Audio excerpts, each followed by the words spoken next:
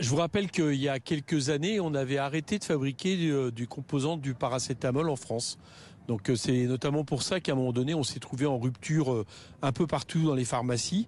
Donc voilà ce que je crains, tout simplement. C'est-à-dire que à partir du moment où on n'a pas une souveraineté sur des médicaments de ce type et que c'est assujetti à l'intérêt d'une entreprise, qui plus est une entreprise américaine, eh bien, on peut tout simplement craindre de ne plus avoir de médicaments, de paracétamol vendus en France, ou en tout cas pas suffisamment.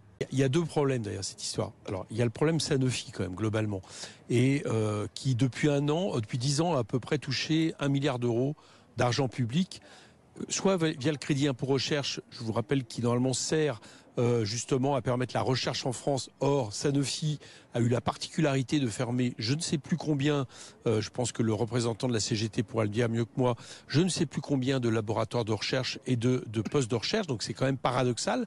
Donc il y a un problème Sanofi particulier, comment on entretient des groupes qui utilisent l'argent public au fond pour surtout orienter sa production de médicaments vers la plus grande rentabilité possible. Et la deuxième chose, c'est que est-ce que le médicament, qui est un besoin fondamental, et là on parle de médicaments qui sont, personne ne conteste l'utilité du Doliprane. Bon, est-ce que le médicament doit être soumis aux règles du marché, de l'argent, de la rentabilité?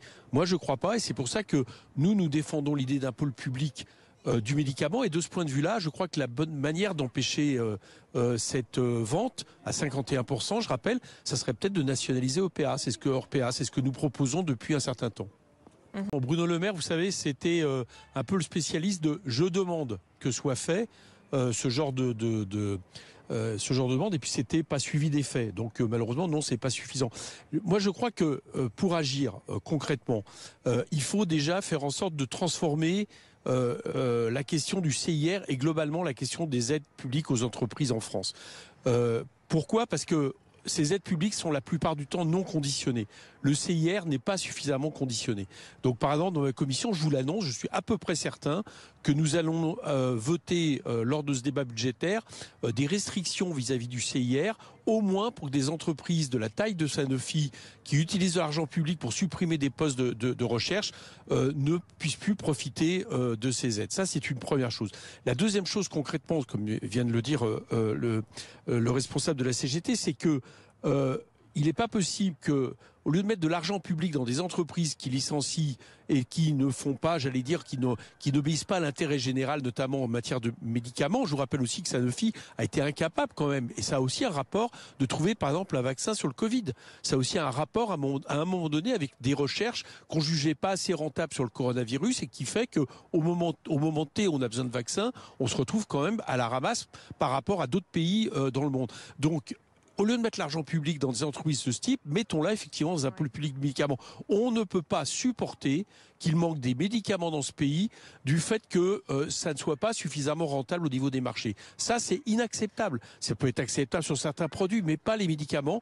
Chacun peut le comprendre. Et puis la troisième chose que je me permets de dire à mon collègue macroniste, c'est qu'en 2017, il y avait 13,9% d'emplois dans l'industrie. Il n'y en a plus que 13% aujourd'hui. En 2022, il y avait 125 création d'usines. Il n'y en a plus cette année que 31. Donc contrairement à ce qui est dit, l'industrie, c'est de la propagande de dire que le pays se réindustrialise. Malheureusement, c'est pas vrai. Il y a de plus en plus je suis désolé que vous luttiez contre votre camp, parce qu'on devrait s'en réjouir, monsieur Coquerel. Et ma France, je pense... Ouais. Je vais rebondir. Non, je ne me réjouis pas qu'il y ait de moins en moins de création d'usines. Je suis désolé que vous regrettiez que des usines ouvrent sur notre territoire. Donc, moi, je ne suis pas désolé, je ne me satisfais pas qu'il y ait moins d'emplois industriels dans ce pays. Et ce que vous vendez à tous les Français depuis 5 ans, c'est à l'idée que vous réindustrialisez le pays, est un mensonge.